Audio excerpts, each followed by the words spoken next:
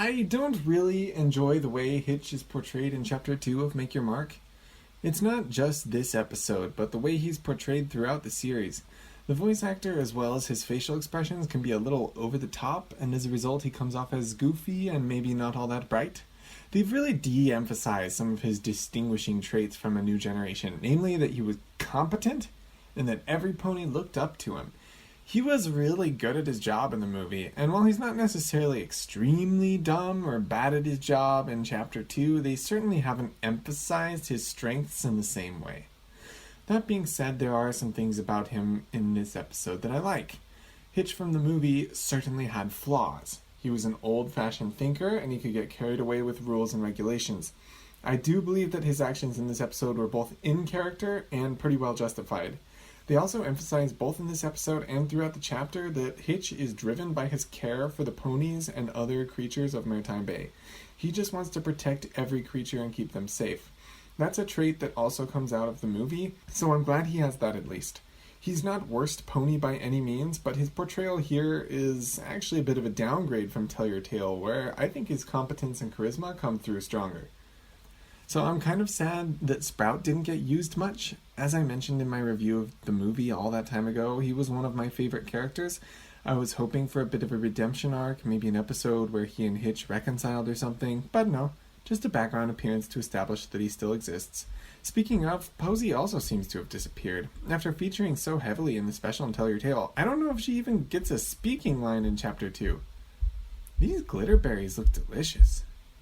I wanted to note, I've heard some fans complaining about the generally small crowds of ponies that show up in town in G5. It makes the town feel weirdly empty. While this is true, it's pretty obvious that they put a lot of thought into the designs of background ponies. I kind of prefer this to G4's strategy of just copying the same background pony over and over again.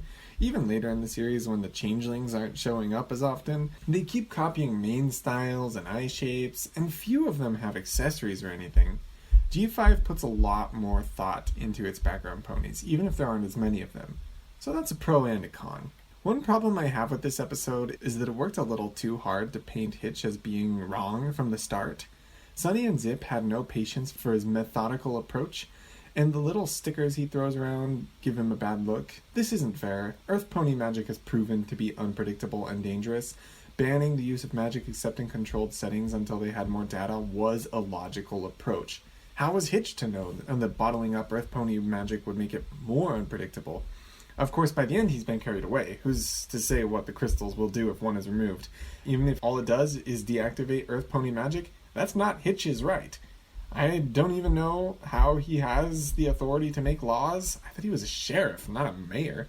And even if he was the legitimate ruler of Maritime Bay, this isn't a decision to be made lightly without the approval of the populace. Like I said, I think this overreaction aligns well with the flaws that have been previously established for this character, but I do think the episode does him dirty by painting him as being in the wrong from the start. He was legitimately trying to help, and there was some justification to his reasoning.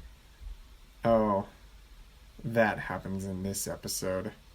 I'll talk about this in more detail in episode 6, because we don't get a lot of information here, but they already made a big boo-boo. Since before the movie even came out, fans have been complaining that G5 ruins the legacy of G4 because G4 ended so optimistically and G5 starts off in such a bad place.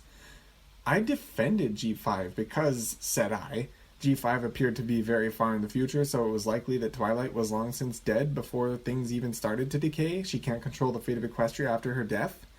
But alas, as so frequently happened in those early speculation videos I did, I told a better story than the G5 writers ended up telling.